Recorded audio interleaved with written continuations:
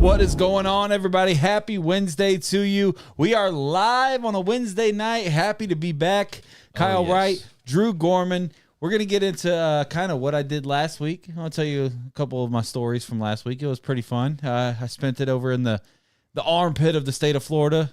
I mean, yeah. Must be Gainesville, right? Gainesville, Florida. That's it. Yeah.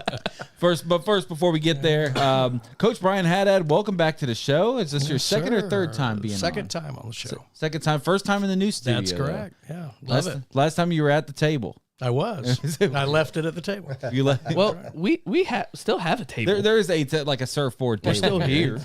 We are doing our Lilo and Stitch special here. Spitch. There you go. Spitch.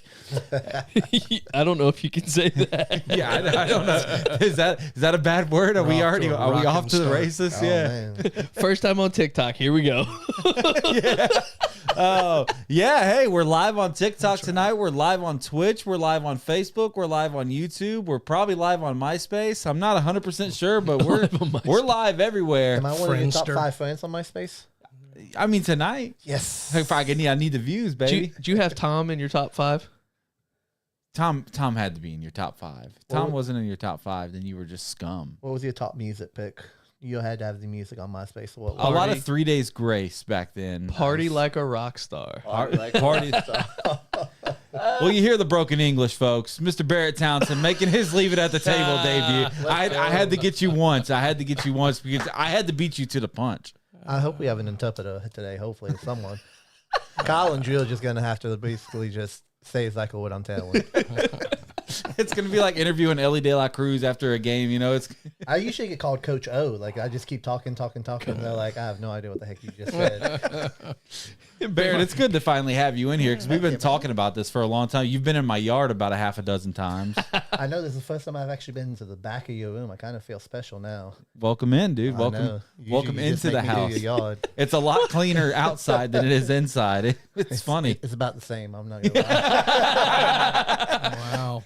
Oh, He Grass does- is growing in both places. He does have a kid that likes to slide dirt up and down a slide, if that tells you anything about the state of his yard. Yeah. apparently we're getting a pretty nasty lag on Facebook. Not 100% sure how to fix that, guys. So hopefully that'll. It's your internet. I'm sure. it's And my it very fault. well could be. It is wow. No, I'm not saying it's yours. It's theirs. It's everybody's It's internet.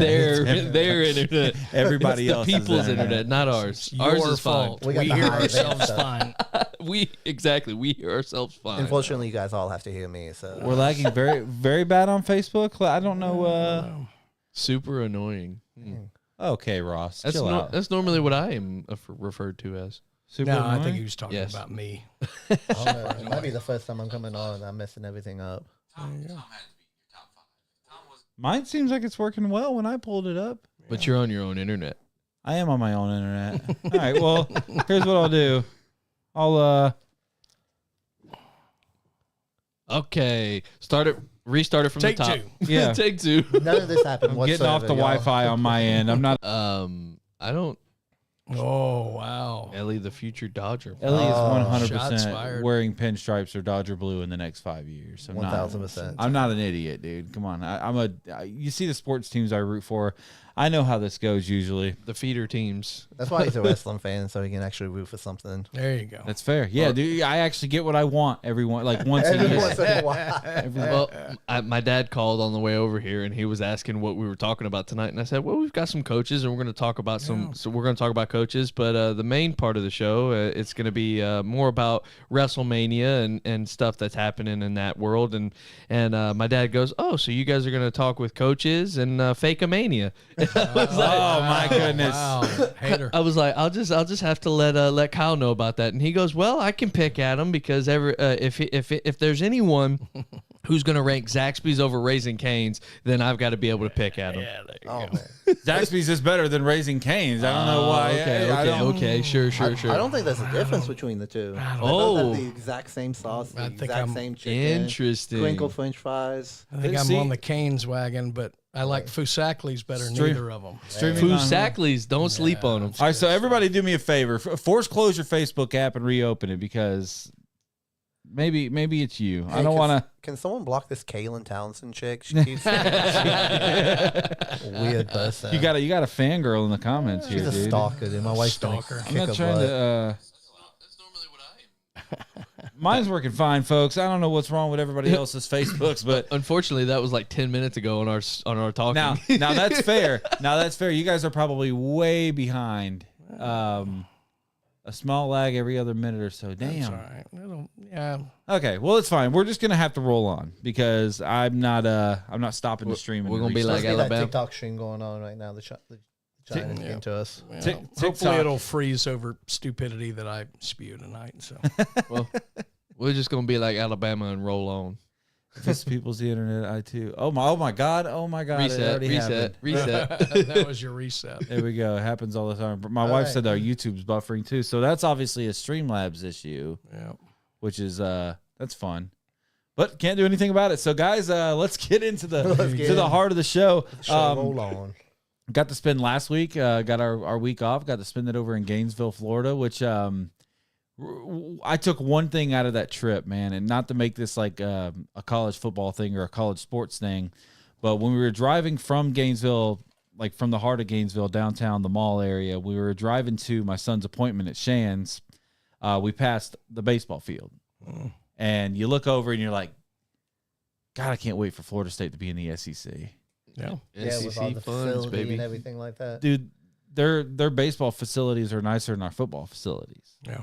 It's just insane, and it's it's obviously a shithole city, and it's blue and orange, and it's disgusting looking. But sorry to cuss, excuse me, kids show tonight. Do we feel like we're still going to the SEC at this point in time? I don't feel like we're going to the SEC. I do have a whole podcast on that. I will say that. We just talked about it a couple weeks ago, and I talked about it with Jeff Colhane, the voice of Florida State. Go check out the Know It All podcast if you're a Florida State fan. Very good podcast there. But I don't know, man. At this point, I know it's going to be SEC or Big Ten. I'd rather be in the Big Ten, but I know it's going to be the SEC because ESPN's not going to let Fox get the South. Yeah. So that's really what it comes down to at the end of the day. The bigger question I have is, while you're in Gainesville, did you make it to Spurrier's restaurant? They're just now getting into the Canes and Zaxby's argument, guys. That's all right. Man. They're definitely a few minutes behind. Oh God. Well, we love you guys so much. That's all right. I just Fine. I don't know. Talking about Florida State going to the SEC, like there's just so much turnover right now, especially talking about with different teams going to different places. At some point, it's just going to be two big conferences, and I don't even know if it's going to be called the SEC and the Big Ten. They're going to have the North versus the South. It's going to be like the NFL, right? AFC versus NFC. Exactly. It's gonna be, And you might have subdivisions between there, but then it's just going to be like the Big 12, the Pac-12, the SEC, and the Big 10 all over again. I mean, at this rate, college football's turning into the NFL, right? I mean, Yeah. look what happened with Nico. He's like, I want to go get some more money. College football is a lawless wasteland. It is. I mean, that's the one thing in the NFL. You've got hard rules. You've got collective bargaining agreements. You've got, specific things. You've got completely unregulated free agency right now in the NCAA. And the NIL in and of itself really isn't the problem. It's the NIL coupled with basically a wide open transfer portal. That's what's made it so bad. You got Florida State's had a couple guys enter the portal that just came in during the fall semester. They barely touched spring practice. And they're back in the portal. The one kid's back in the portal. He lasted a month. Jordan Scott, 6'7" Yeah. wide receiver. And the craziest part about the 6'7", Yeah. 6'7" JUCO Sheesh. transfer. I was Yeah, excited. I'm like, oh, yeah, we got Johnny Wilson. Oh, Ugh. that Johnny Wilson's already Oh, gone. he's gone. the craziest part about the transfer portal is like the kid goes to the coach and says, "Hey, I want to be entered into the transfer portal." Yeah. It's up to the school to put them into the transfer portal. There was a kid from Wisconsin, I believe, that went and told the coach, "Hey, I'm wanting to join the transfer portal." Yeah. The school never put him in, but he was like, "I'm not enrolling here." So, yeah, that was a kid who de-enrolled and Yeah, went to de-enrolled, Miami, right? went to Miami Yeah. and ended up, and they were like, "Yeah, just announced I transferred here," and it's like, your name was never in the transfer portal. Yeah. But that is it's a governless world. Like how in the world does it work that way? Because at the end of the day, I mean, even going back to 2020, the NCAA left it up to the SEC commissioner, the Big Ten commissioner, all the teams to figure out, hey, what schedule do you want to play? They left it up to them rather than saying, okay, we're the NCAA. This is what's going to happen. Well, the problem is I don't blame the NCAA for not putting up a backbone at all, because every time they do, they get absolutely crushed in court. So why are they going to fall on that sword? This all started from a couple of states trying to get out and be first with this. Yeah. And so they passed a bunch of laws, and the other states fell in line. Now it's an arms race between the state legislatures, for crying out loud. And I look, I don't like to give the NCAA credit for anything, but it makes total sense that they're not going to, stick their chest out for anything, because they get crushed every time they do. Yeah. Absolutely. Well, here's our college football show tonight. Yeah. I know, right? It happens. We get on tangents here All right, so fast. this for you, Ross. Here we go. The OTC. Chef Ross in the building, of course, acknowledging Coach Brian Haddad as his tribal chief. Danielle saying we're the first podcast with a stutter. That's just me talking, you guys. It's not nothing to do with the buffer, and that's just me talking.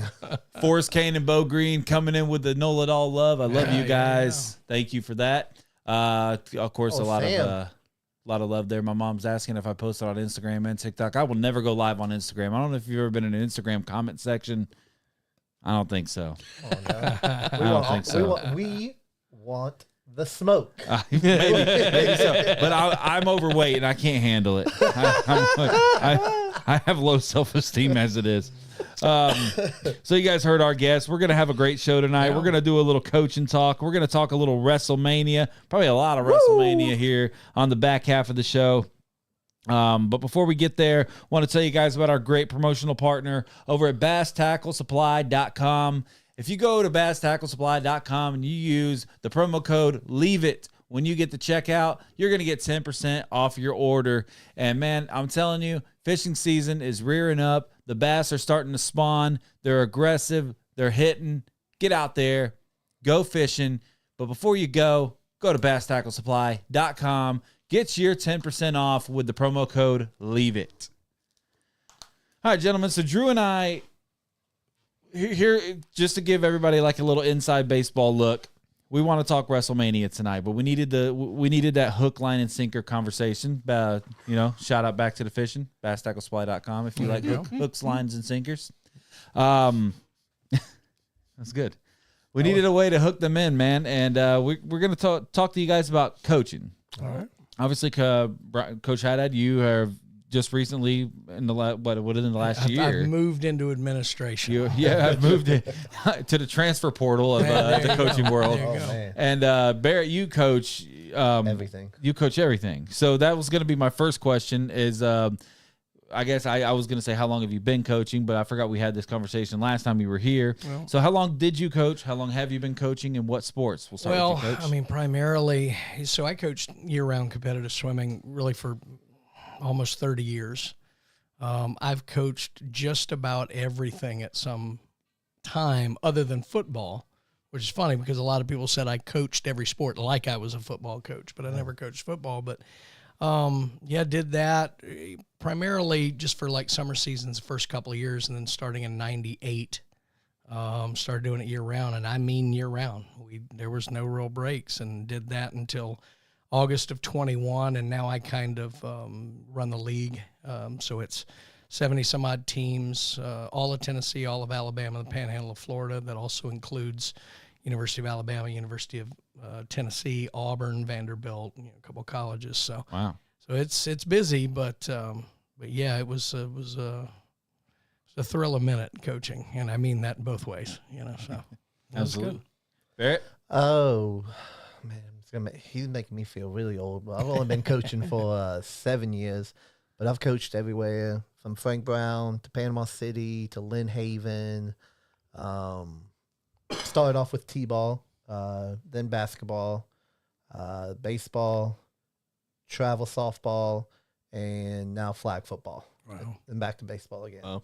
So you name it, I've pretty much done it at this point in time. All three of my kids play. Both of them play softball, my two oldest.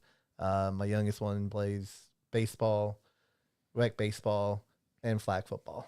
So And all three of your kids are dogs, by the way. they are. Man, we don't want no cats. We want some dogs.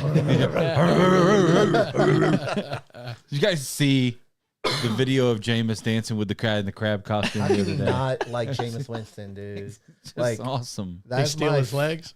Huh? He steal his legs. Steal his legs. Bad joke. I'm sorry. I had to do it. He did that TikTok, man. It was awesome. He's Oh. just hilarious.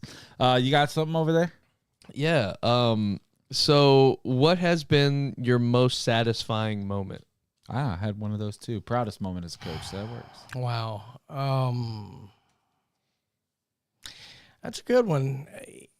I can't think of one specific moment. I can think of a couple of kids that I worked with that, they just struggled to get something. And you just work at it day in, day out, day in, day out. And then finally it hits. And you just, you feel so good for them. I mean, if you're talking about one moment, it was probably our first Southeastern championship when I was coaching in Nashville, which again, this is all the teams and everything. And we had a lot of opportunities to win, and we kept coming up just short. And then, we finally won it in 2004. And that was really satisfying because the kids it wasn't our most talented team, but it was a team that went out and did the work and got that. So, I mean, there's moments like that. But like I said, it always came back to me with like a kid achieving something for the very first time. Yeah. We had kids go on and do really big things and set records and stuff like that. But it was always that kind of learning a skill for the first time that always made me feel good. It's awesome. Honestly, this is going to sound weird, but it actually just came over the weekend. My middle child, Autumn, was over in Daphne, and I'm not the physical head coach or anything like that. Ryan Kinser is of Riptide. And we had a 10-team tournament over 2 days. Had to play 2 pool games the first day and then 1 bracket game. Word of advice, don't ever lose that first bracket game. So we were done all day Saturday. Okay, didn't play anymore, just played the 3 games Saturday. Had to be at the fields at 6:45 a.m. on Sunday. Play a game at 8. Won that game. Had 1 game break, and then had to play 6 straight games with no breaks in between, including getting to the championship and beating the same team twice. Oh, man. They end up coming in 9 games. They had 100 hits. Ooh-wee. Some of the kids that sometimes are in the bottom of the lineup, they will come in clutch. It's just awesome to see the kids that don't have the most confidence going up to the plate, and then them getting them like 2 or 3 hits, and their face just glows. Yeah. I love it. So much of sports is confidence, man. It really is. Go ahead. Well, I was going to say, I thought of one more thing actually, and it hit me right after Michael. Of course, Michael hit right in the middle of high school season. Yeah, it was tough. And the pools in town were no good for a year, but the one at Frank Brown was fine. But that's where they were staging all of the power companies, so we couldn't utilize it. We had figured out a way to, get people back and forth over to Destin a little bit, but we hadn't done much.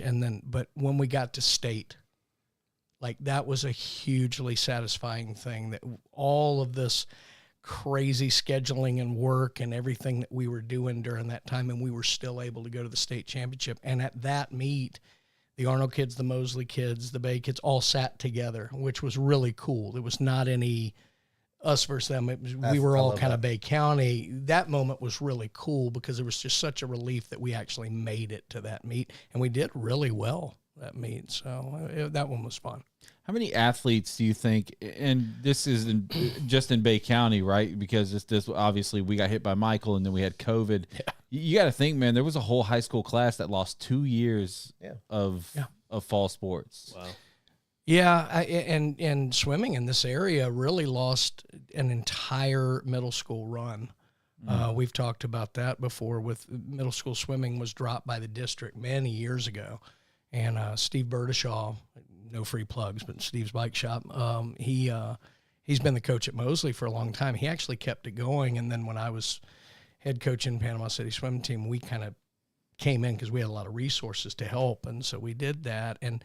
between Michael and then COVID, we basically lost 3 middle school seasons of using Gulf Coast or Mosley's pool. So if you couldn't get out to Frank Brown Park, we lost an entire run through middle school, and it has definitely affected, the high school, things like that, let alone the kids who, we were heading to a big national meet 2 days after everything got canceled for COVID, after Rudy Gobert ruined the world. Rudy Gobert.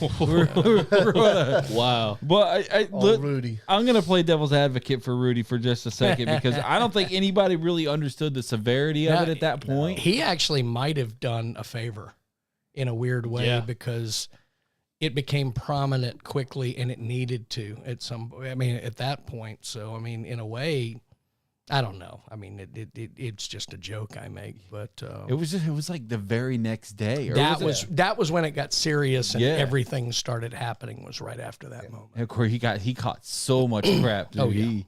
He got absolutely. I would say to this day, still ruined his career. Like it's still ruining his career because the dude's an above average defensive player in the NBA in an era where there's no defense to be played. And it was rough because we had kids who were all set to go to Orlando to this national meet, and they were ready. Oh God, they were so ready. We had nailed our preparation that year, and they didn't get to go. And some of the kids really had a hard time getting back out of that.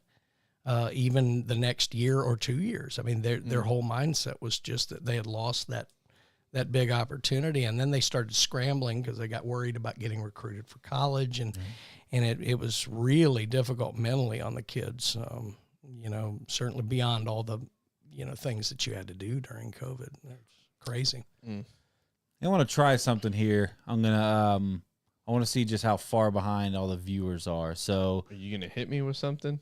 A package. Scott wants me to hit you with a package pile driver through the surfboard table, dude. I would absolutely. I'm about to hit Kyle with an RKO. He just ain't gonna see it coming. You see that post the other day? It was like, "Why's your foot tapping so much?" Like I'm trying not to hit you with an RKO, dog. I'm trying. So when you hear this part of the show, comment here. Just type the word here because I want to see what our lag is. See how far behind everybody at is. 27:45. Yeah, perfect. All right, so when those start popping up, we'll get there. So we had a guy in here. I'm not going to say his name just in case because I know he's still coaching. We talked off the air for a little while before we went on the air. One of our guests that we had on, a good friend of Drew's and a buddy of mine as well, he talked about how difficult it is to coach today's youth. And some of that because of maybe some entitled attitude from the kids. And some of that maybe from entitled attitudes from the parents. Without getting yourself in too much trouble, is that something that you've experienced? 1,000%.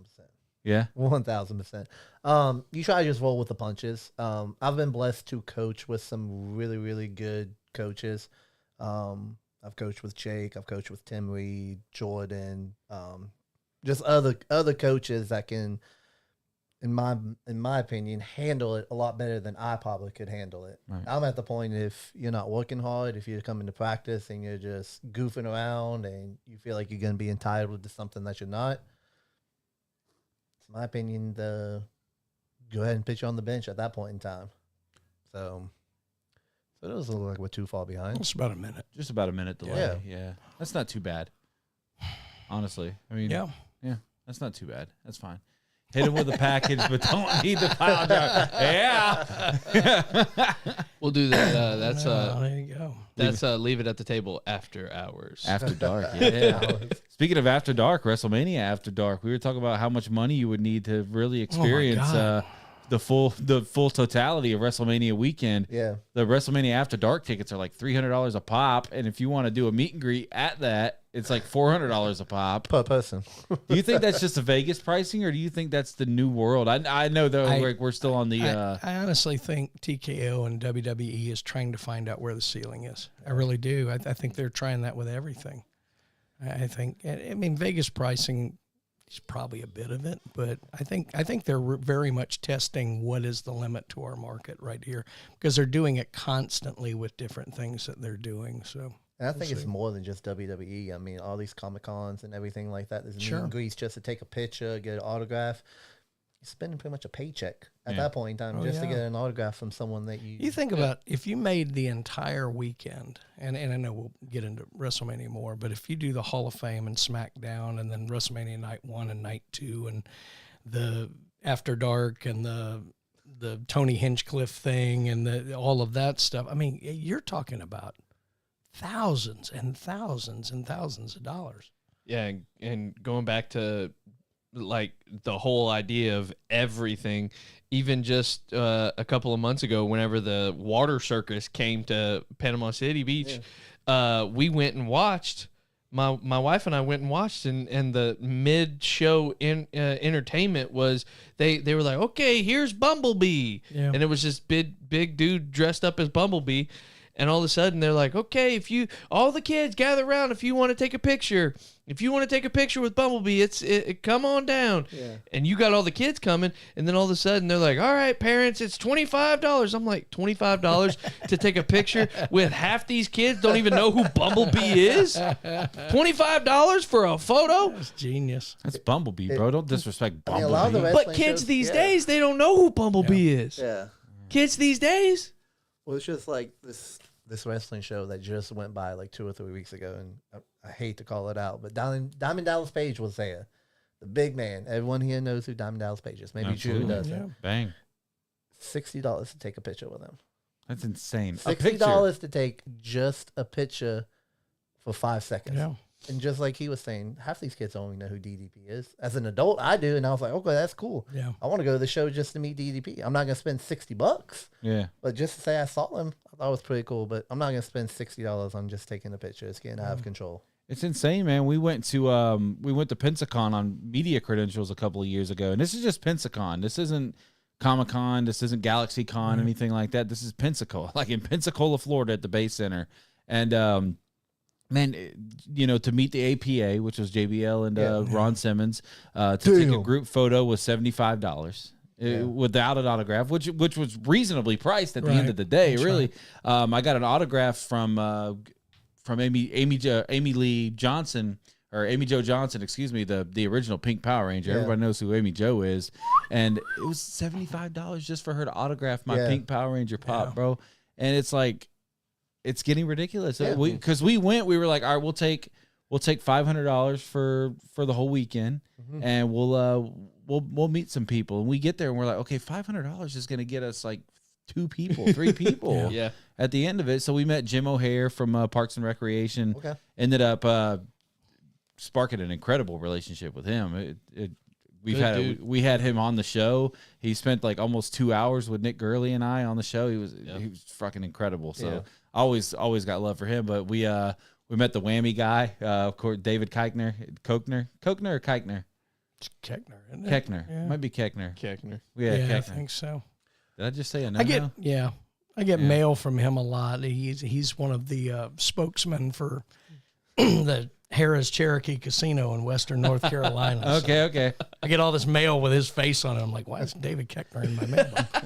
So something I meant to tell you like a week ago when we were watching your show and you're getting these special guests on, and here within the next probably month or so, once football season starts and everything like that, I got a special guest to get on the show for you. Okay. It might be about 30, 45 minutes, but he's a Super Bowl winning quarterback. Okay. He went to FSU. Okay.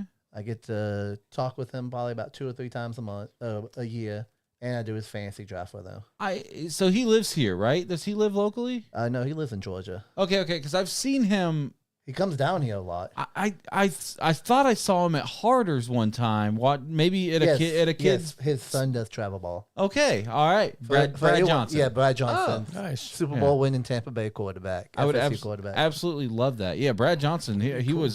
He's so awesome. If you guys watch TikTok, he does all these little like just trick basketball shots, and he's like the most coolest, laid back Super Bowl quarterback you ever meet. I looked over and I'm like, that's not fucking Brad Johnson. Yeah. And then I probably, if he caught me, he probably, like, if he recognized me, he 100% won't come on the show, because I was definitely staring around the dugout. There's my stalker. Yeah. That's that 6'7" big dude. And he's 7 Barrett, foot what are you tall. getting me? Barrett, what are you getting me into?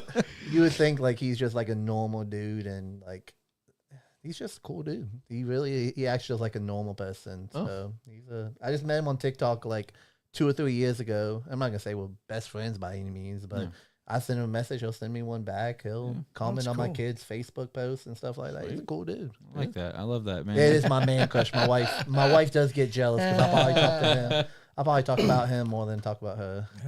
Oh man, Scott. Just because, but he won me a Super Bowl. You just gave me a wedding ring. He gave me a Super Bowl ring. There's a big difference, right, Kyle? I would trade my kids for a World Series. I was ring. waiting to see it. If the Cincinnati, I would do anything. Like I love my wife and I love both my boys, but if it was like them or the Reds winning the World Series, I'm not going to tell you I would pick the Reds. But there would be signs, right? I'm just telling you. drop the shovel. I'm just telling you that I would have to think about it for a second. Oh, Ellie De La Foods over there. Drop the shovel. We got a fat boy. I called him Ellie De La Chevy Cruz. Because we were making like when the Reds went 5-1 last week with a team batting average of 181, and we were like we were just talking about like so they started tagging like every Reds podcaster in a mock lineup, and the leadoff guy was Elliot Riesling. Which shout out to Elliot, he's funny to Chatterbox Sports. If he's watching, I know he's caught a couple of our shows, but just a freaking funny guy, but he was in the leadoff spot, and he's like, I don't know if I have the speed for leadoff. And I was like, oh, Ellie De La Chevy Cruz running the bases. Sheesh. Super Bowl running around the bases doing softball slow pitch. People's names being funny. Christian Walker, the first baseman for the Astros, he went to the wrong Texas team. He could have gone to the Rangers and been Walker Texas Ranger. Texas Ranger, let's go. Said he's Walker Trash Can Ranger. There you go. Getting back to coaching. Yeah. I've got I was real excited about this question. I didn't know you'd pick that one up. Yeah. I was really excited about this question. So how hard is it watching the sport that you coach? Like when you're not coaching?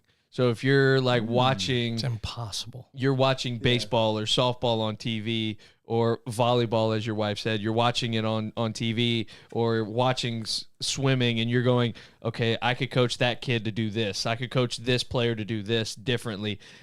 Does it drive you nuts? Well, it's kind of in a different way I'm going to spin it. It's when I'm watching other teams that, like for instance, yesterday I went to a rec ball league.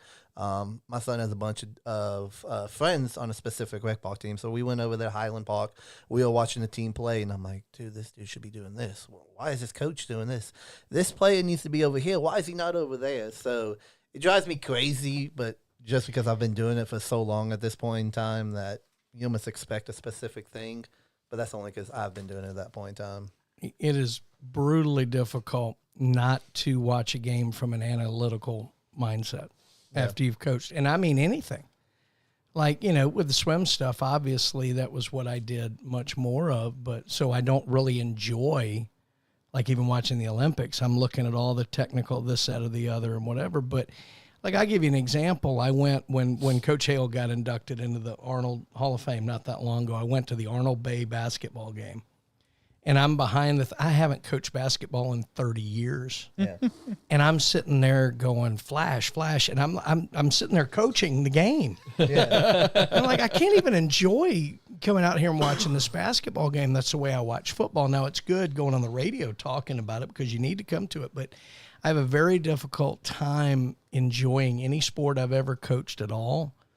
And because I'm watching it, like I'm X and O'ing it. Yeah, the coach's eyes. And I'll go you one better, and this is probably unique to swimming, but having been responsible, obviously you've got to have a lot of training, lifeguard, CPR, everything like that, just to coach.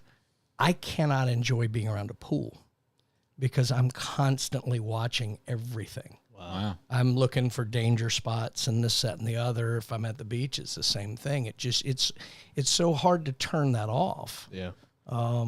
It's a great question because it is very difficult to not be analytical. Shout out Danielle Guillory with the best swimming story of all time. I won't put her on blast, but shout out to 100% Danielle. is. She'll know She'll know what I'm talking about. I want to give a couple other shout-outs here. Yeah. Obviously, Austin Raigula, the man. He's been in the comments. Brett Consolver, good to see you. Mariners kicking up on the Cincinnati Reds tonight. Split the series. We'll get a rubber match tomorrow. Shout out to Cassidy Davis over there watching on YouTube, hitting us with the 4 letters, 1 word. Yeet. Super Bus Solo. Hold up. I think that just does a super kick right now. Yeah, dude, absolutely. We don't do that anymore, by the way. I don't understand. Shout out to Kevin Birdhouse, old Short Bus, commenting as well. If you're a 97X fan, that's our boy Short Bus. If you're from around this area, so. That's my homie, man. He lives there. He tries to invite me down all the time. Never let Danielle try to save me. No, so funny story. What Danielle's talking about. You want to talk about not being able to handle it. All the years that I coached, a lot of the lifeguarding tests were going on next to me, and I can't tell you how many times I went over to the instructor. I said, I want to know where every one of these people work, so I never swim there. That's what I feel like when I'm at shipwreck. Like I'm going around shipwreck, and I'm like, if I start drowning or if something's happening, these little 15-year-old, 100-pound little lifeguards, there is no way that they are saving my butt whatsoever. I'm just gonna have to puncture my lungs so I float to the surface. It is scary, and look, when you're coaching at level, you're talking about a different level of athlete, obviously, than that. And there are plenty of people who are capable, but man, it's a little scary sometimes when you see the tests going on. We got a lot of wrestling fans in the comments. Yeah, that's good. I think we need to get into it. Let's go, man. You have anything else before we do that? How has coaching changed your thoughts about the sport that you coached? Which was pretty much the same question. Well, no, I mean, I know what you're asking. Because for some people, for me, whenever I grew up playing football, loved football, thought I was going to get an opportunity to play football at the next level, never was offered that opportunity. And then I just started watching football and paid attention to it. And just like anybody else, I paid attention. But I never really got... I wouldn't say I fell out of love with football because I still loved it. But I didn't really care about it as much when I wasn't playing it myself. Yeah. And then I had a buddy who I got a job where I had weekends off and nights available. And I had a buddy who was coaching the rec team in a town over. So he was like, hey, we're always looking for volunteers. Do you want to come out on a Saturday? You can come help herd cats and hang out. So I went and hung out with these kids and brought them through little tackling drills with no pads or anything, just teaching them form tackling on dummies. We had Kyle out there. Kyle was a dummy, right? Exactly. So and then got asked by the head guy. He was like, hey, as long as you can pass a background check, we'd love to. We're always looking for volunteers. So I said, well, I've got weekends and why not? So I ended up coaching 5, 6, and 7-year-old kids in full-on tackle football. I'm like, I know nothing about coaching. And the coach looked at me and goes, just have fun with the kids. Yeah. It goes back to what was a coach that you wanted to, what was a coach that you looked up to growing up? And I named out a coach and Coach Keith. And he looked at me, he goes, okay, be that coach. And I was like, okay. So I kind of started coaching like him, and started developing my own way. I only did it for 1 season, but because then I moved. But it was very eye-opening for me coaching kids, and it rekindled my love for football. I really got into football, seeing the kids at 5, 6, and 7 years old getting, this is how I block. This is how I make a form tackle. And just seeing the glow in their eyes relit my glow. And I was just like, oh.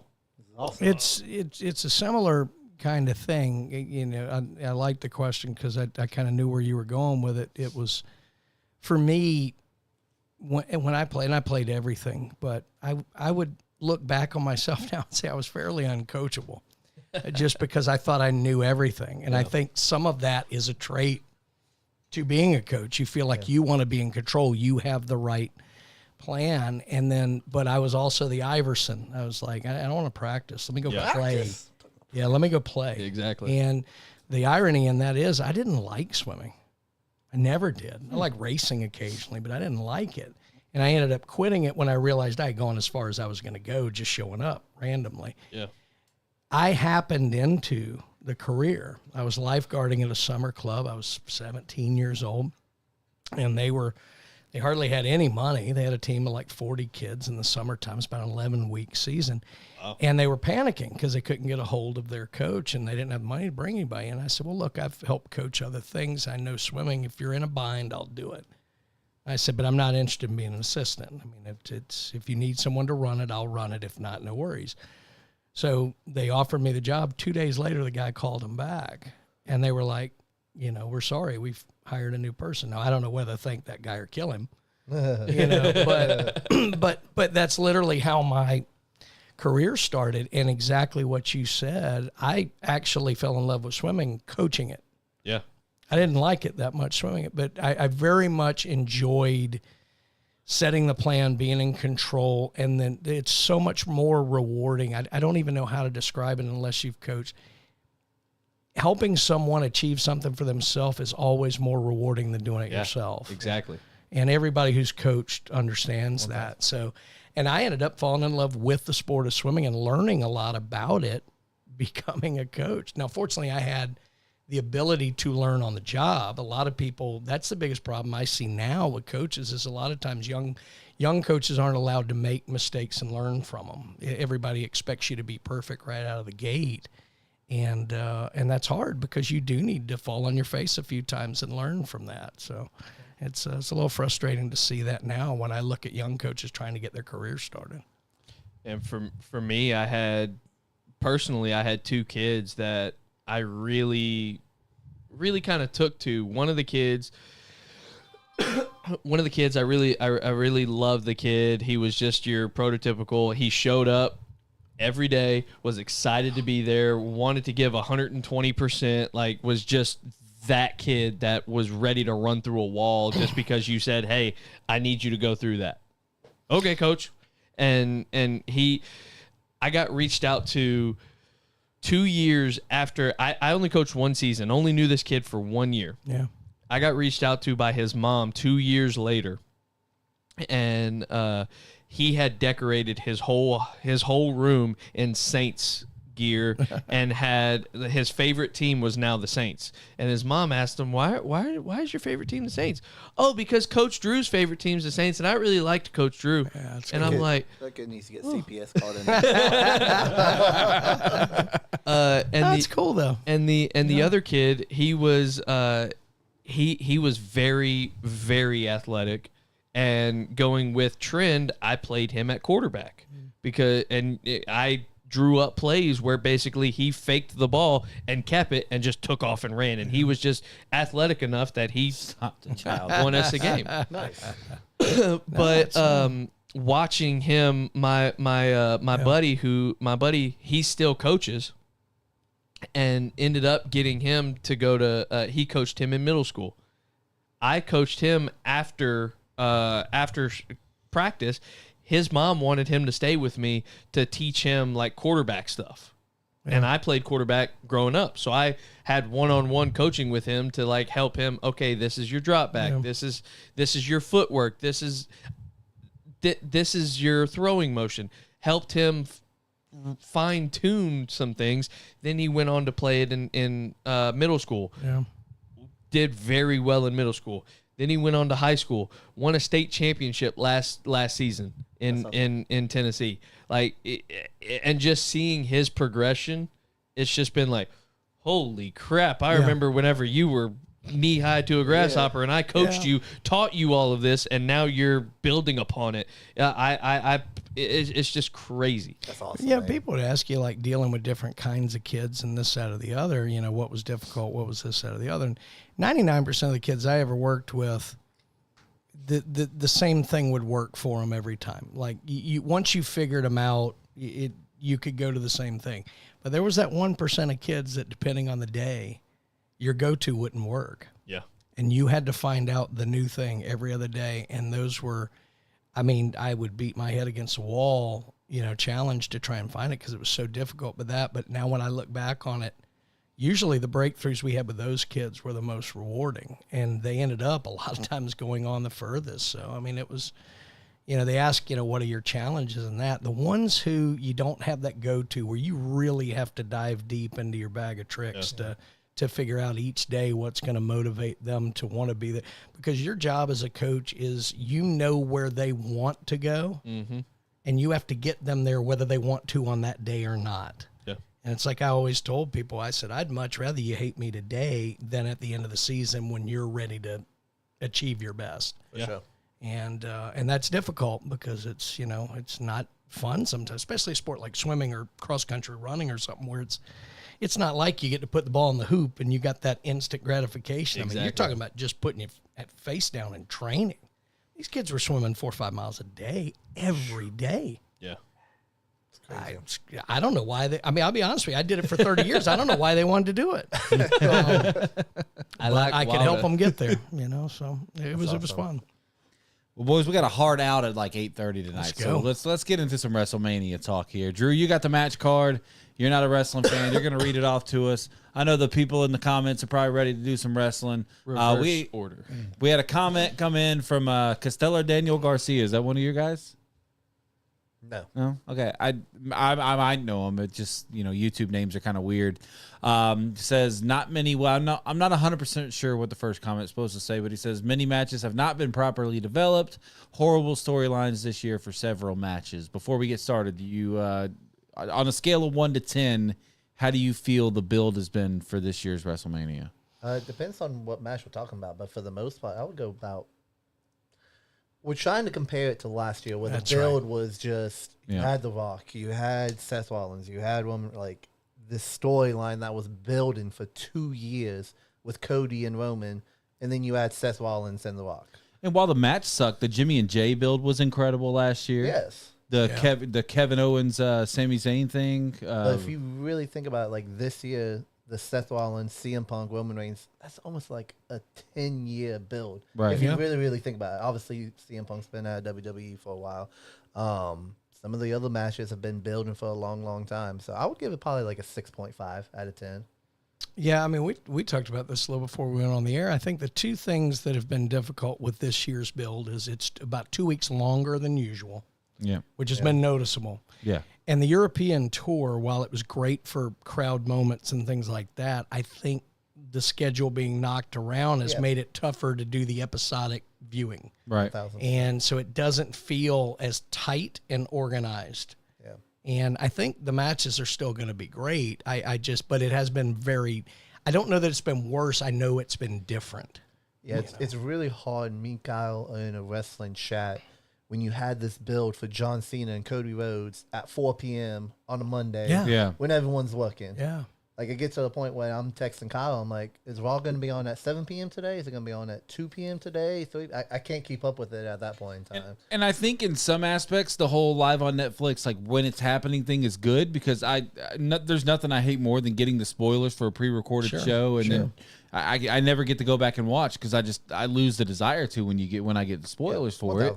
But so I do appreciate them going live. I just don't. I'm with you. I don't get the mindset of scheduling, and not just a short like, hey, a 1 weeker here. We were doing this 3 or 4 weeks in a row, and right in the middle of the WrestleMania build, and it just kind of feels like it fell flat for me. It just doesn't feel tight. That's the thing. Usually the build feels very tight and together, like very organized. I love that last Facebook question, Kyle, if you want to read it out. Is this Brett Kunsalver? Yeah, the one about El Grande. Definitely Omos. It's definitely Omos. I 1,000%. I mean, I think you just nailed it. By the way, I'm not a super huge crazy comedy. Like, I'm not a Santino Marella comedy fan. But what they're doing with Grande Americano is exactly the comedy we're saying I love. I have laughed out loud by myself in my house so hard every time he Gracias. I can't stop laughing. Silencio. It is exactly the perfect kind of stupid, funny. It's great. I Yeah. mean, they're nailing it. You know. But who is it? Tomas, clearly. I mean, we saw it right there. I do have a. I know we're gonna get to that match. So when we do, I kind of have a theory for how that match is gonna go. So. Drew's going to kick us off here. We're going to make some picks for night 1 and night 2. Go. You guys are watching over there on the Facebook and YouTube side. Drop your comments. Obviously, we'll spend a little bit of time on each one of these matches. Like I said, we'll try to get out of here at 8:30. So we got about 40 minutes. So we got about 15 matches to get over. So let's do it. Jade Cargill versus Naomi. Hold on, let me take a nap real quick. Yeah. No, listen. I want to. I want to give this match a little bit of credit. Yeah. Because this has actually been one of the better built feuds of WrestleMania season.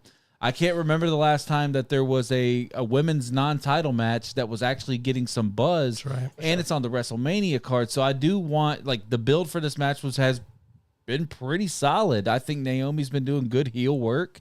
I'm not sure about Jade Cargill at the end of the day, but I do think that she's going to win this match. Okay. It's the best work Naomi's done in her career. Oh, okay. I'm serious. Yeah. She has found the way Drew did last year. She's found another level, and I think it's been great for her. I don't think they want Jade to lose. I could see either Jade winning, or I could see some kind of as they call it, a schmaz, like a DQ finish or something weird like that. But I think they run a risk of bringing Jade back and then having her lose like that. So I don't know, but if you're asking me to guess a winner, I'll take Jade, but I could easily see a DQ finish. It's definitely going to be a hard decision between the two, because if you have Naomi lose, you lose all of her steam of being a really, really good heel. And I 100% agree. Naomi's work right now, because she was a heel about 3 or 4 years ago when they all... The team bad thing? Yeah. And she was... It's like, it is what it is. But then you lose steam with Jade, and you want her to be this superstar. And I think eventually they want all three of them two plus Bianca Belair to be in one match. So I actually think Naomi's going to win this match. It's not going to hurt Jade as much, in my opinion, much as it's going to help Naomi. Maybe like a heel tactics win. You keep the feud alive. Exactly. And you keep it building. Going over to the comments, we'll go through some of the fan picks here.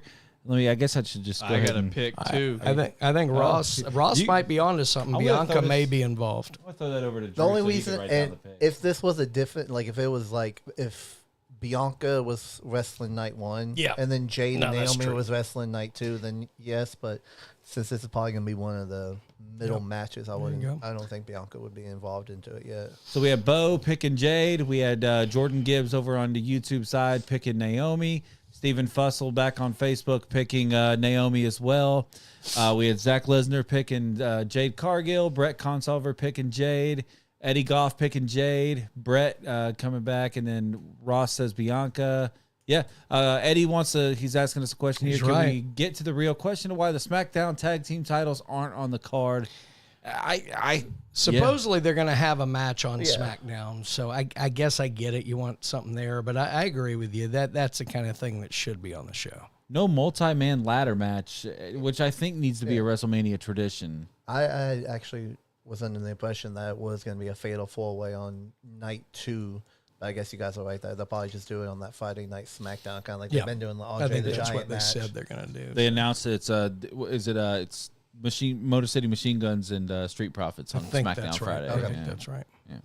I think America wins. I've never seen either one of these women, but if they're on SmackDown, on Royal Rumble, and WrestleMania, good God, if they're on them, they got to be some pretty good-looking women. So Jade is put together. I think America wins. Jade Cargill is married to that dude BP, by the way. She is. Brandon Phillips. She is put together. America wins. Yeah. Jade looks like one of them girls you would see on an old show, American Gladiators. Oh. She would be one of those people that you try to wrestle and she would just knock you the hell out. So one of those comments complaining to something I have later. All right. Danielle saying she's just waiting for Liv Morgan. Yeah. I think we all waiting for Liv Morgan. I know her. Listen, I'll see Drew Gorman like this picture on Instagram. I feel like this son of a bitch doesn't even watch wrestling, but he knows about Tiffy Everybody Time. knows. He knows about Nikita Lyons. He knows about Yeah, Stand and Deliver is going to be a good show as well. You're right, Zach. WrestleMania weekend starts in like 48 hours, dude. I'm ready. Oh, I'll be up man. till 3 a.m. watching Triple H get inducted into the Hall of Fame, but who cares? Who's gonna cry? Me, because I'll be tired. Yeah, that point in time. All right, what you got? Old man Rey Mysterio versus. Gracias! El Grande Americano. From the Gulf of America. Yeah, they changed it to the Gulf of It's Mexico. another line that's hilarious. I love it. I have a twist for this match. I do think that El Grande Americano wins, by the way. I think it'll be a nasty finish of some kind. I think they put somebody else out there with a similar build to Chad, and Chad will get involved in the match. That'd be hilarious. I've thought about that. The other thing I thought of is he could get the mask taken off and have another mask on underneath it. They're going to do something like that. I don't think the feud ends at WrestleMania. I think it sets up a mask versus career match or whatever, Ooh, or wow. something Don't say that to my like, favorite wrestler. like that. But yeah, I don't think they finish it and pay it off here. I think it sets it up. So I could see El Grande Americano taking this one and then setting up a bigger kind of thing. But yeah, look, the opportunity for Chad to get involved and not be in it is great. I just love don't that know how they idea. would do that. That's what Brett came in and said it right as I was saying it, I guess. He said, I think he gets unmasked, and it's not Chad. That would be great. That would be It absolutely really hilarious. would be great. Or it's Omos. You know? I think Rumored to come back this about the same. same size, right? Like a that would be 7'4" just hilarious. Nigerian guy. Definitely not El Grande Americano. It's so funny. I'm definitely gonna go with El Grande. I mean, I love Rey Mysterio. He's my favorite wrestler of all time, but Ray doesn't need this at this point in time. Like, I honestly thought 2 years ago he should have lost to Dominic. Agree. I swear I thought Dominic should have beat Agreed. him. And that was at the time that I absolutely hated Dominic, and now I freaking love him. We got a three-way Americano. Yeah. Three-way Americana. Do we live more? All jokes aside, I am really excited that Chad Gable's getting on the WrestleMania card in some capacity, even in this way. Like, it's Superstar. yeah, absolutely. What you got? For the United States Championship, Oh yeah, here we go. Yeah. LA Knight. What's the C? Champion. The belt holder versus Jacob Fatu. I want to start this one. Go ahead, dude. Go 'Cause ahead. I said this about 3 weeks ago, and it's going to be a very, very boring storyline, I think. But LA Knight ends up winning, and it's just only because Solo comes out. He's going to try to help Fontu, and then he's going to end up screwing Fontu, and that's going to start that feud. I was 100% bought in on that until the thing with Kevin. And now if Solo gets involved with Randy, I wonder how much they do that with Solo costing Fatu. I do think they want to tell the Fatu versus Solo story, so I'm going to stick with that. I think you're right. I think Solo somehow gets involved, whether he's trying to help and screws it up or whether he purposely costs Fatu, but I think he will because they want to keep Fatu strong, but they'll let LA Knight continue on with the title for something else down the line, and then Fatu and Solo can have their program. It's also crazy. He has never been in WWE until now, and he's absolutely unbelievable. yeah. Yep. Yeah. Like his ring ability and the way that he talks on the mic, it's It's the same top way for notch. LA Knight too, dude. This is only his second WrestleMania match, and the dude's just been incredible like all this time. And I want to shout out one thing that kind of maybe puts a black eye on this WrestleMania. This is the third match in a row where I'm kind of expecting some kind of dirty finish. Yeah. And I feel like that can ruin the legitimacy of this WrestleMania in the long run because there's going to be more of these opportunities. I'm with you guys. I do think LA Knight retains, and I do think it's because of shenanigans. But if you were going to do a Solo versus Fatu story, this was the time to do it. I kind of thought like what I had in my mind was Fatu versus Solo. You have a story there. It works. It'll be a good match. It'll be hard hitting, slapping meat. We like that, right? for sure. And then the U.S. title thing, I was like, dude, this is a perfect opportunity for Jimmy Uso. Now, I like the way they pulled Jimmy into the J feud. I like that, but They needed it. you could have had that brother and brother moment there at WrestleMania with the two brothers walking out with gold over the weekend with Jimmy winning the U.S. title and Jay winning the world title. I just felt like that was a huge missed opportunity. But I do think Fatu will stay around the title picture, but I think it's going to be bigger than the U.S. title eventually. I think he eventually wins the championship in main events, multiple WrestleManias. Now, he could end up being the guy that takes the we'll get there, but I think Jay's a transitional champion once we do, so we'll get there. For the World Tag Team Championship, you have the belt holders, War Raiders versus the New Day. Yeah, this match for me is like really, really weird. Just got thrown onto the card. Yeah.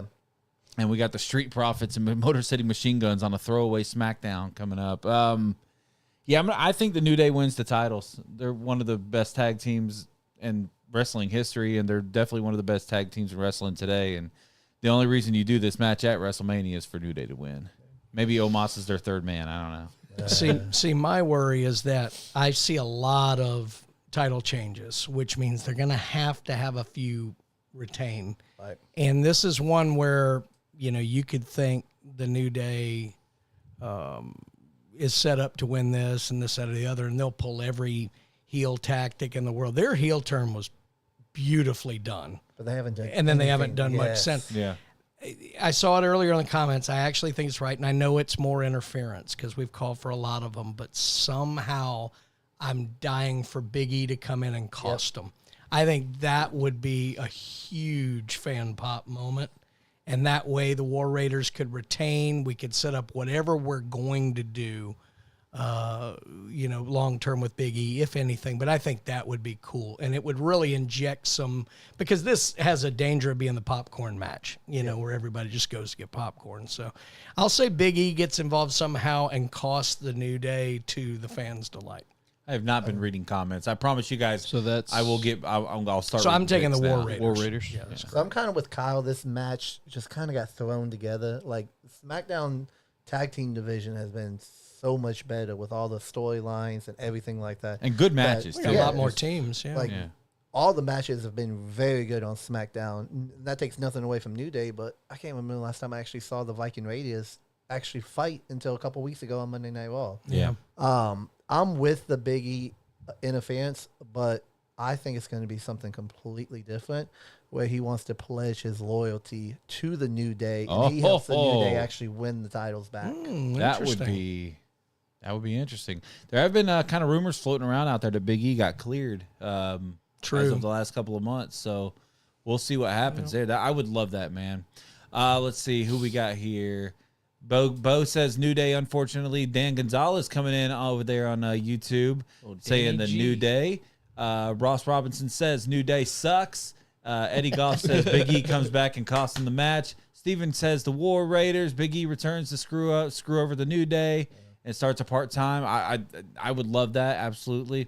Austin Raigula, who I met Big E with in the was it the Harras, Austin, that we met Big E? Over in Biloxi. He was super nice to us. He said the Hardys make a crossover. Jeff off the ladder, 1, 2, 3. We were at that WrestleMania, like the most beautiful WrestleMania stage of all time, by the way. WrestleMania 33, just New gorgeous. Orleans. Yeah, Orlando. Orlando, With the roller coaster up on the stage and all, it's crazy. Let's see. Brett Consalver says he did not make a pick. Danielle says bring back Enzo and Cass. I agree. Dude, I best agree. entrance. Apparently, So they good. did something together on the Jericho Cruise or something, and brought down the house. So who knows? I would love that. Never say never. Also met them over at River City WrestleCon. That was cool. What you got? Another America winning the WWE Women's Championship. Tiffany Stratton, belt holder, versus Charlotte Flair. I don't think America's winning on half this, but and if they do, we're going to be 0-4, baby.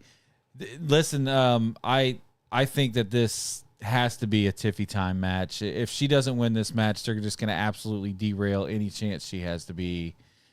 I'm going to rinse and repeat this same take on another match later, but if you want to just absolutely destroy somebody's momentum, you let Charlotte win this match. So Tiffy's got to win. I agree. I think it's definitely Tiffy time. The crowd is super behind her. Like, I think it actually surprised WWE when they brought her in back coming out of the Royal Rumble and then into the Elimination Chamber a year ago.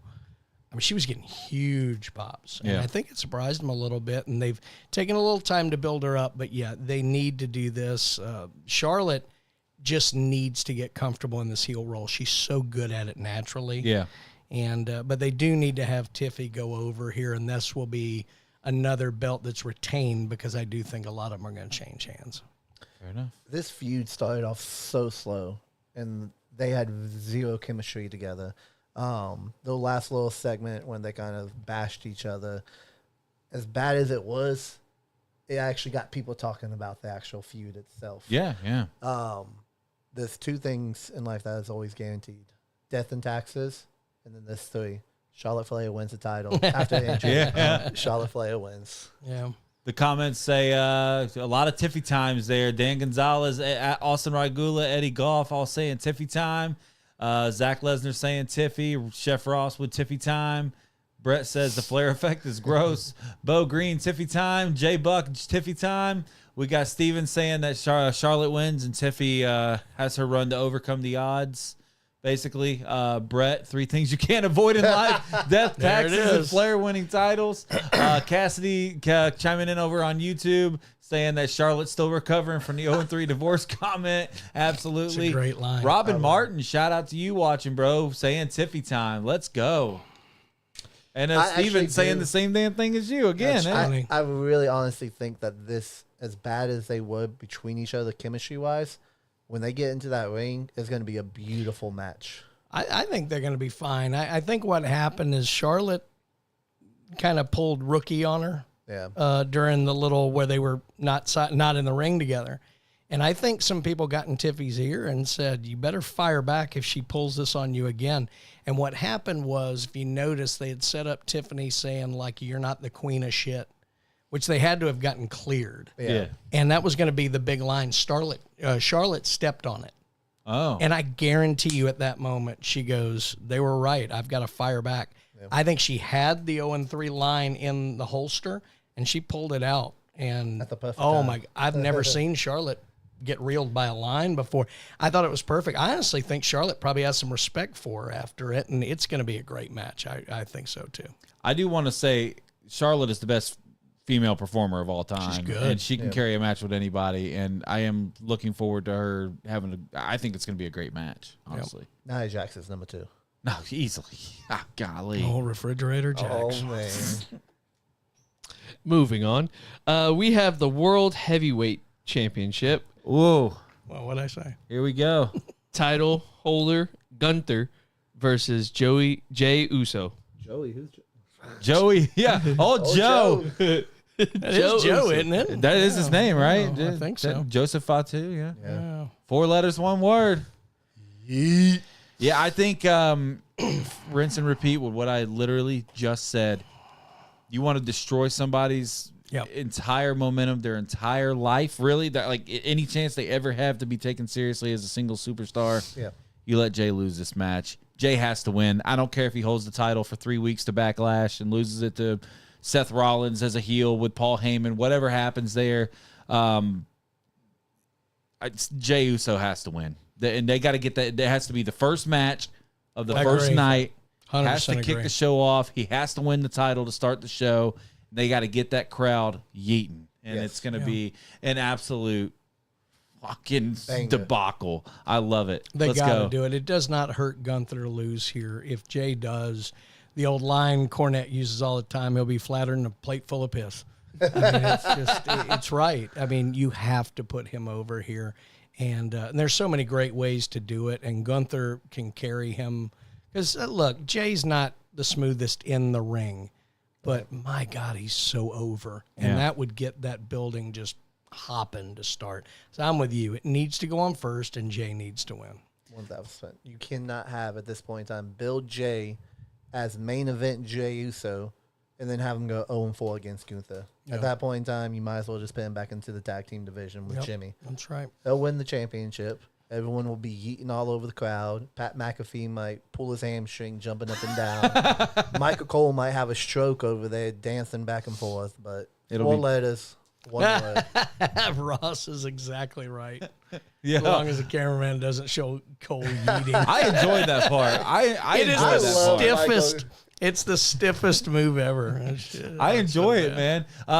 Everybody, yeet, yeet, yeet, yeet, yeet. 4 letters, 1 word, yeet. Everybody. Dan Gonzalez comes in, picking the ring general. Dan, I will have you deported, sir. That's a thing that's happening in this country right now. The ring general. Yeah, I agree with Steven. We all just said if Gunther wins, nobody takes That's Jay right. serious anymore, and it has to. they gotta do it. It's got to happen. And I think this might be his only solo title, though, ever for Jay. I don't think he'll ever. Win he did hold the IC, but he, but yeah, this will be his one and only run. And again, I don't care if he drops it 3 weeks later at Backlash. You have to do it. Yeah, you have to. It could be to Gunther. Gunther could take it right back. Yep. But he has to win at Mania. And closing out night 1, we've got the triple threat match with Seth Rollins, Roman Reigns, and CM Punk. Before we make our picks, get in them comments. Put your ones to the sky. I know everybody's got the emoji. Put your ones to the sky. This match is going to be an absolute banger. Probably the best match of the weekend. Barrett said it there at the beginning. This is a 10-year build that people just don't understand. There's so many layers to this story, man. So many layers. I don't know how this match ends. I think the sexy pick, as you were talking about outside earlier, is Seth Rollins walking out with Paul Heyman. Yeah.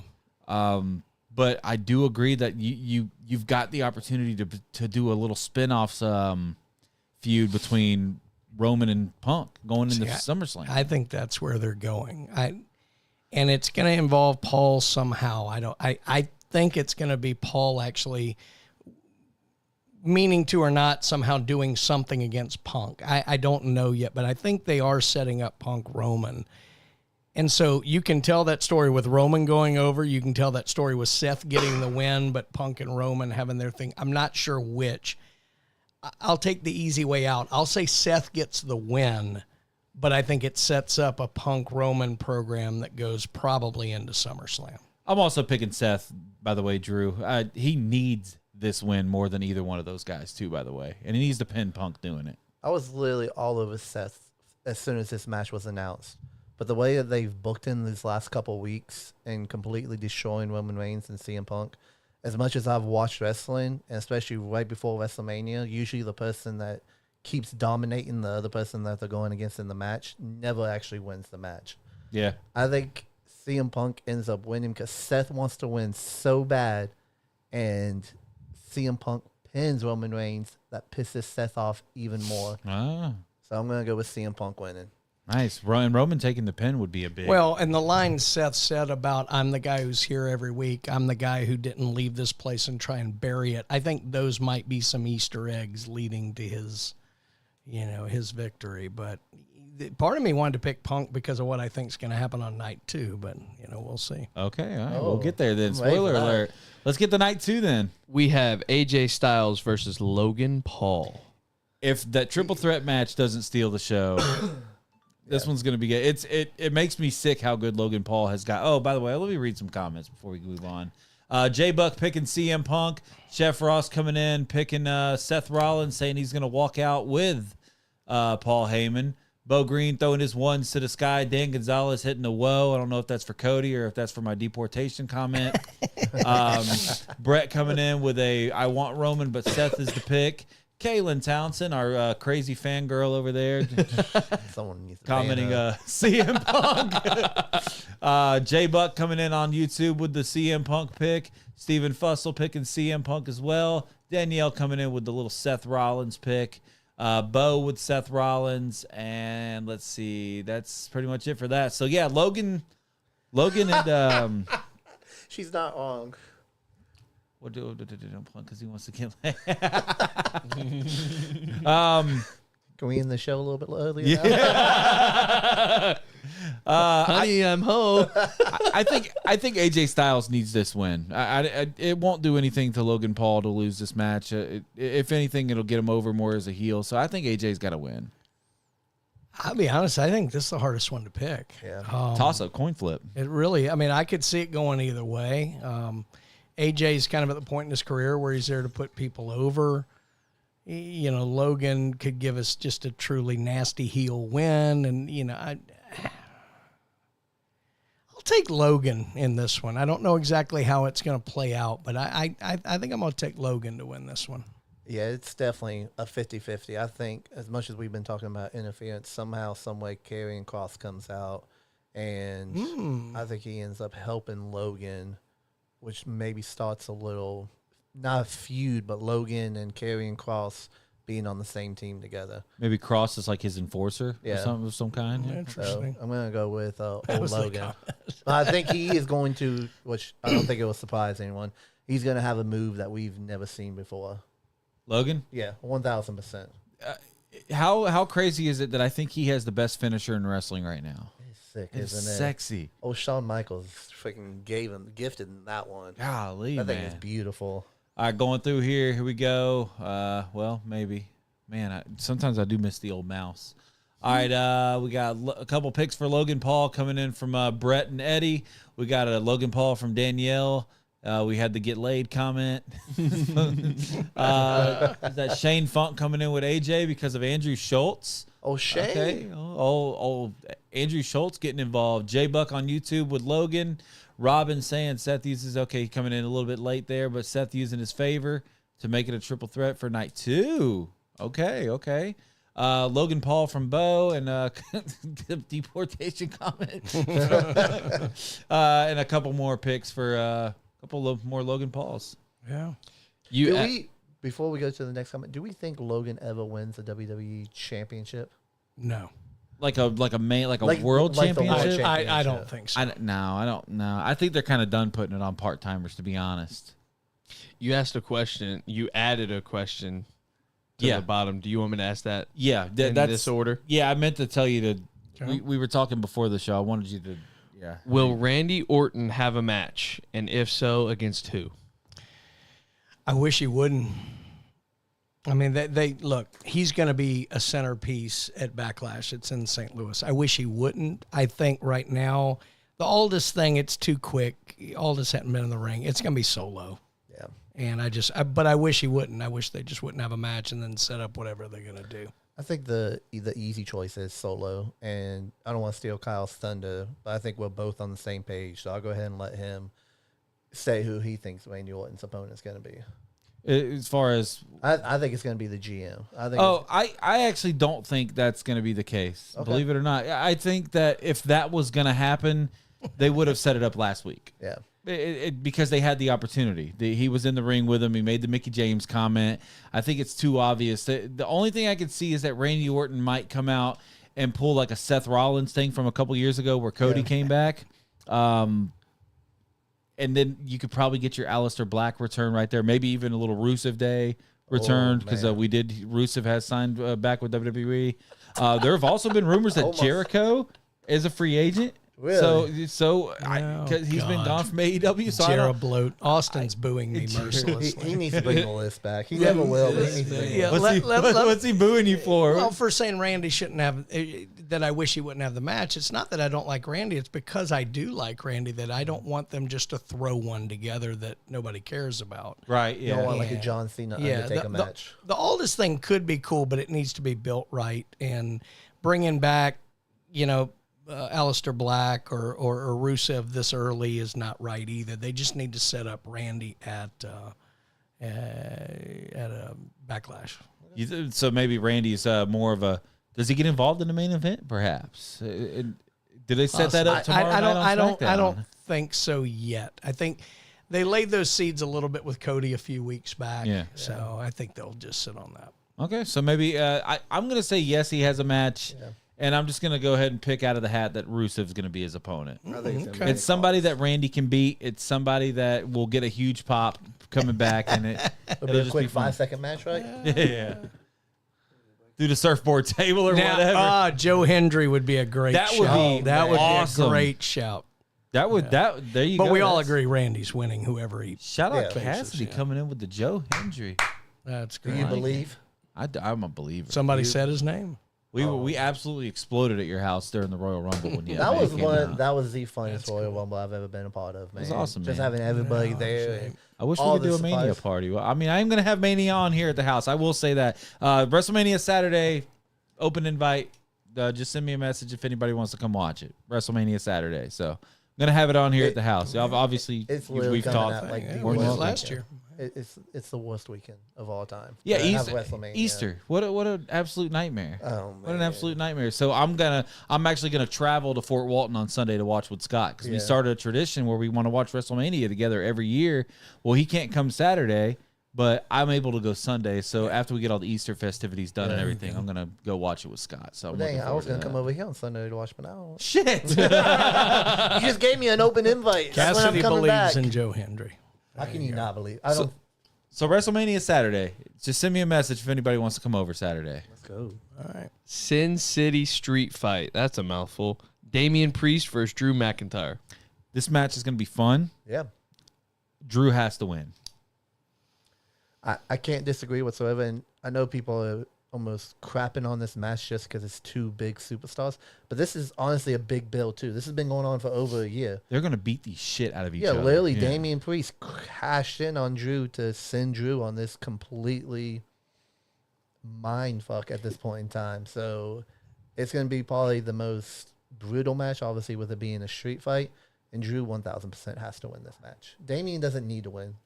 I can see them telling a story of Damian winning and it working. So I wouldn't say he has to from my perspective, but I do think Drew's going to win. And they're going to springboard this into something. I've even heard some interesting theories about Drew maybe being the third man. I don't know if it's going to go there. But Drew's going to win this. And by the way, if you haven't watched, he put out like a Instagram thing or something like that, talking about the do's and don'ts of WrestleMania weekend for fans. It's hysterical. If Drew you can did? find it, go watch it. All right. I have Fair, to find that. fair enough. Probably was on this TikTok. He loves posting God, some random it's TikToks. he's so good at that stuff. Hell yeah, I'm gonna win. Comments all seem to be on the Drew side. Hell yeah, they Good- should be. Good for you, Drew. I will say Yeah. Damian impressed me this whole year. Like Yeah, when he won yeah. the title, I'm like, man, this is gonna be such a boring Nah, title. screw that guy. And It's Drew. he- It won't do anything to him to lose it. No. He'll be able to keep his momentum. maybe Bad Bunny comes out and helps him out. Intercontinental Championship Here we Fatal go. 4-Way. Let's go. We've got the title holder, Braun Breaker, Dominic Mysterio, I'm right. Penta, and Finn Balor. Finn Balor. Balor. Balor. Balor. the demon. I like that. No, it's actually, it adds a fun element with you reading the name. It was more fun last year when there were like more interesting names on the card. I'm doing great this year. You are doing great. You are doing really good. I'm going to just say that if Dominic Mysterio does not walk out with the Intercontinental Championship on Sunday, my entire weekend will be ruined. Yes. He has to win the Intercontinental title, and he has to pin Finn Balor to do it. Oh my gosh, you literally nailed it. If Cody didn't win last year, the WrestleMania sucks.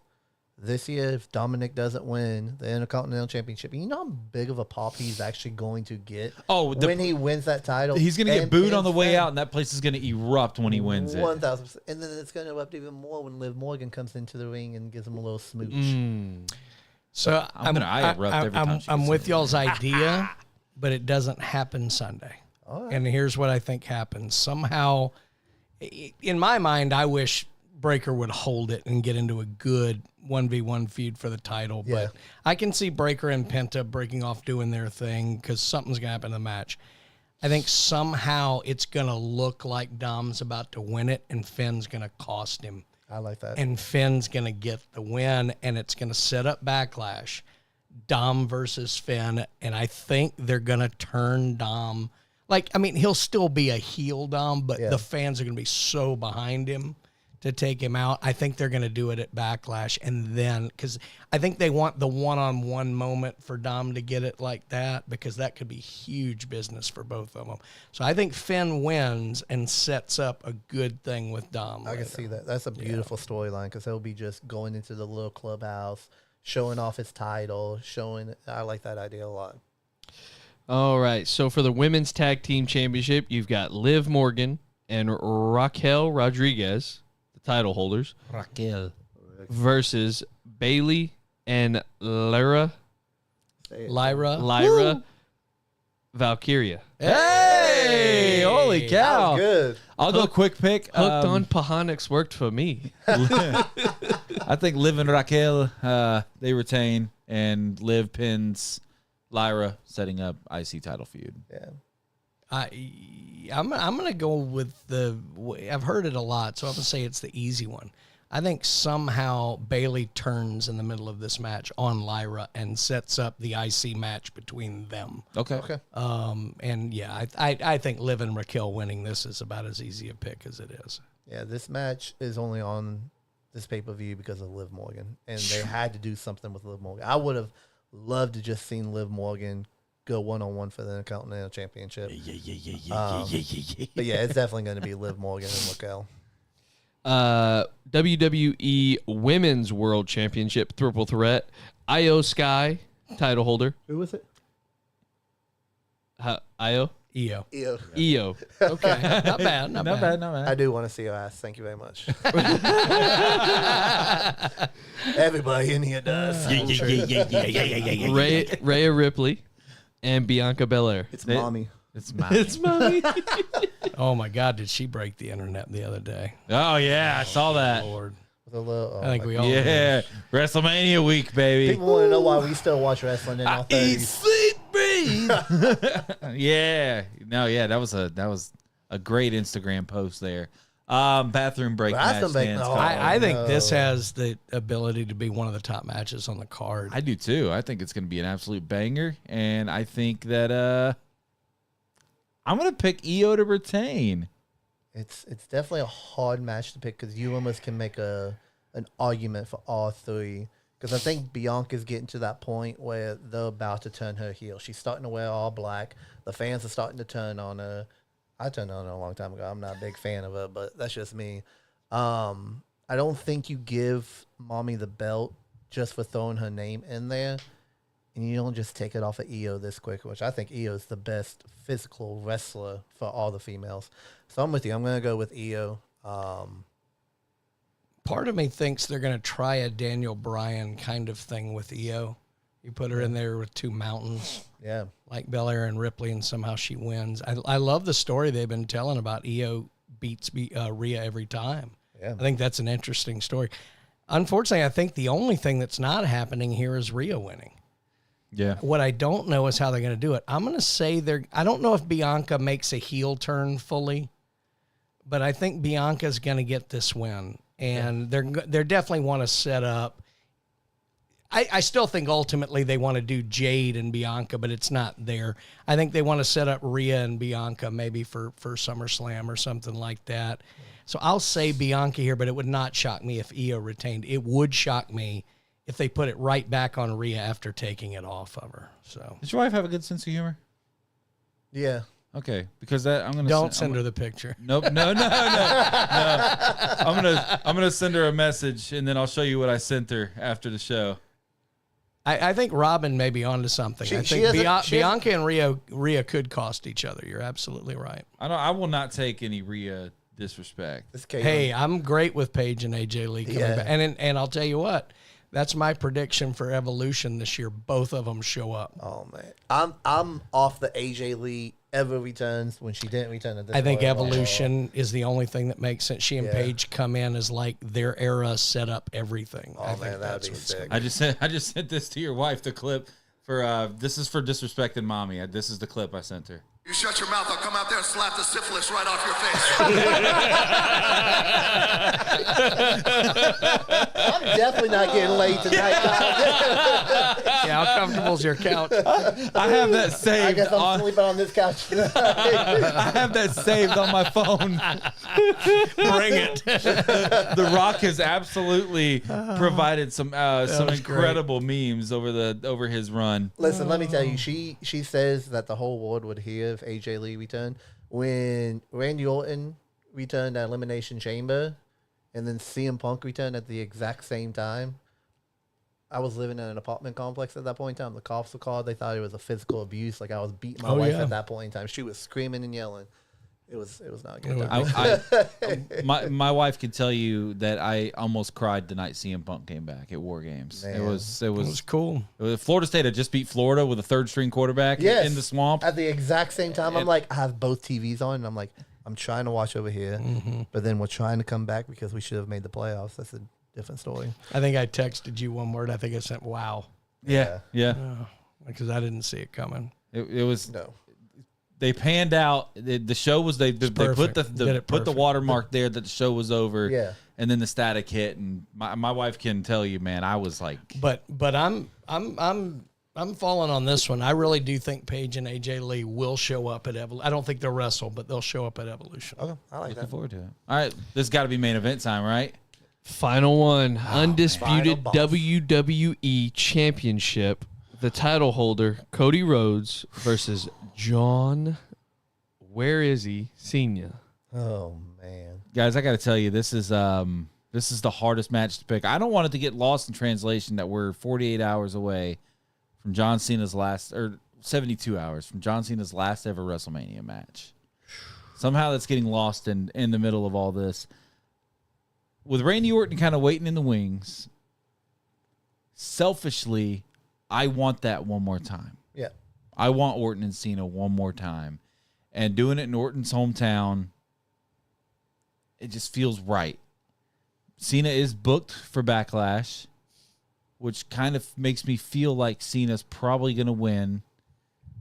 I'm going to take Cena to get the win. I think Cody works better for me as a chaser. Okay.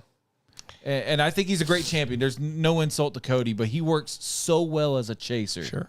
that I think they can do it and be safe. He's done a significantly better job on top than I thought he would, because I agree with you. I think that if Cena had not turned, I thought the story was way better holding him all year, where he kept getting close, and then was able to finally get it later in the year. It's why I didn't think he would win the Rumble.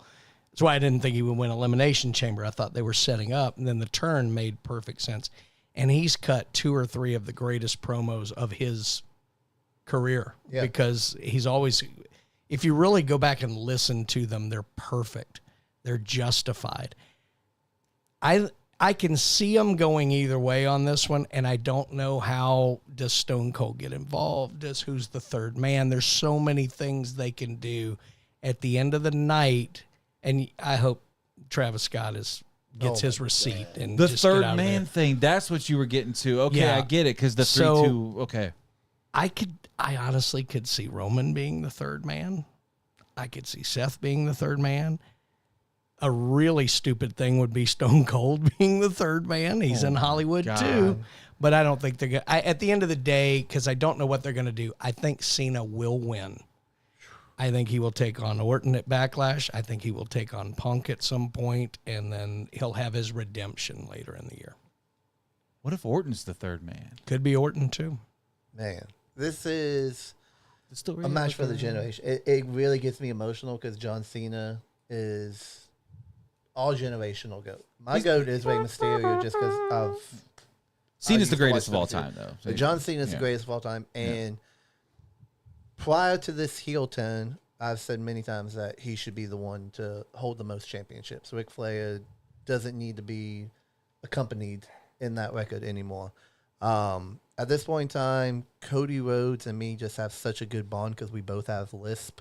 So I'm gonna go. I'm gonna go with Cody Rhodes. I think Cena eventually gets number 17, but I don't think it's gonna be on WrestleMania. So I'm gonna go with my gut and say Cody Rhodes wins this match. Either way, man, it's going to be a very emotional main event. Yeah. And there's going to be a lot. The Rock not being involved at all in the build is a little. Was he's supposed to be on SmackDown on Friday.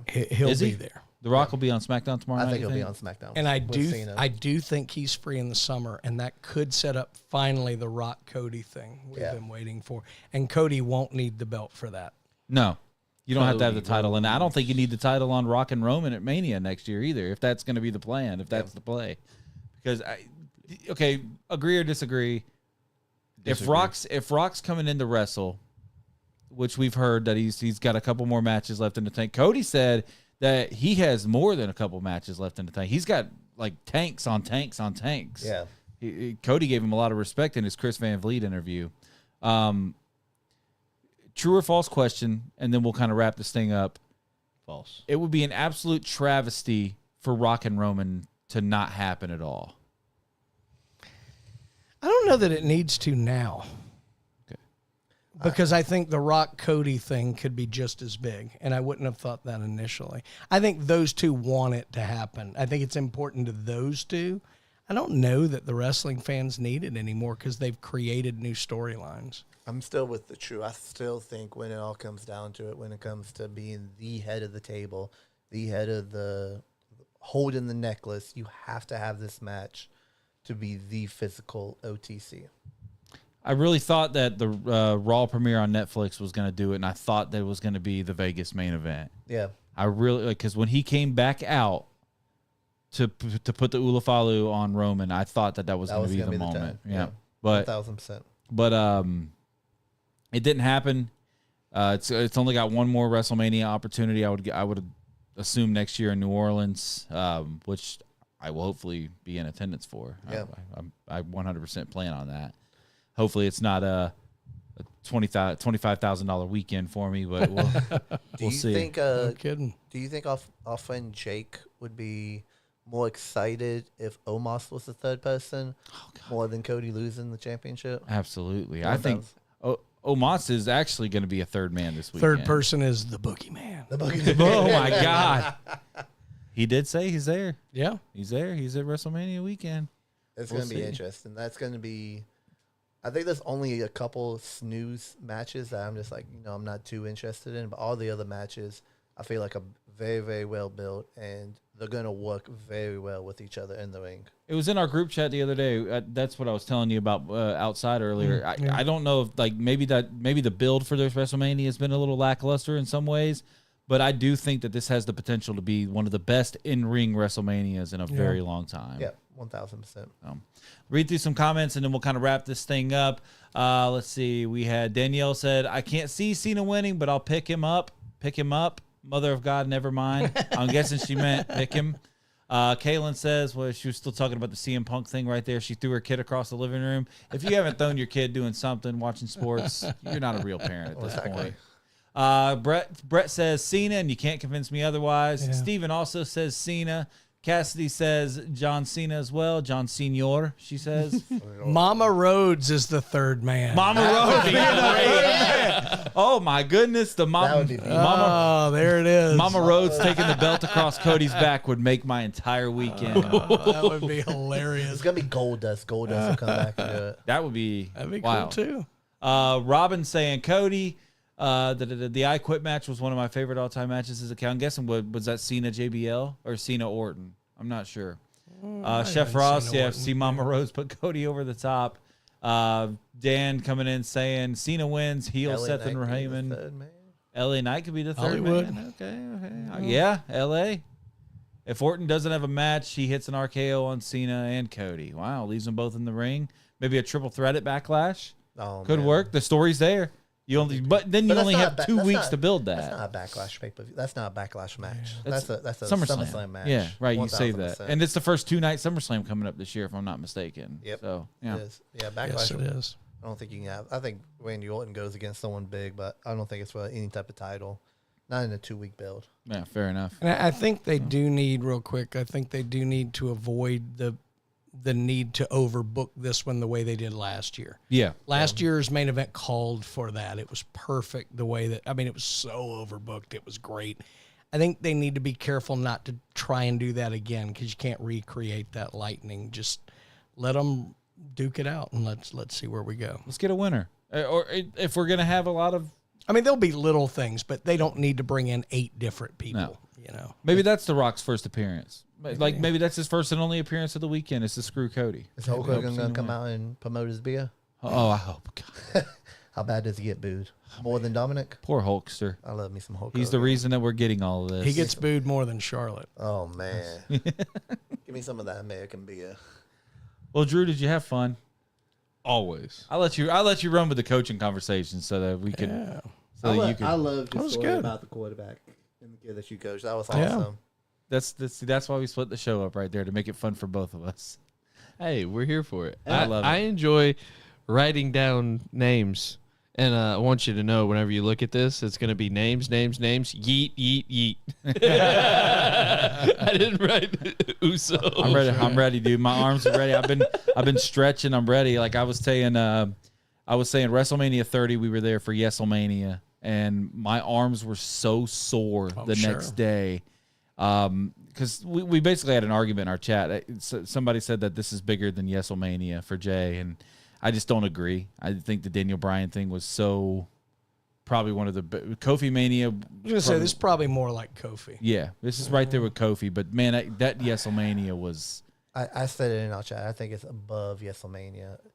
Really? 1000% in my opinion, just because of the whole Yeet thing, and obviously it's close to the Yes, but I think the build for the Yeet and him being main event Jey Uso and winning the Royal Rumble and being 0-3 against Gunther is just gonna blow the building.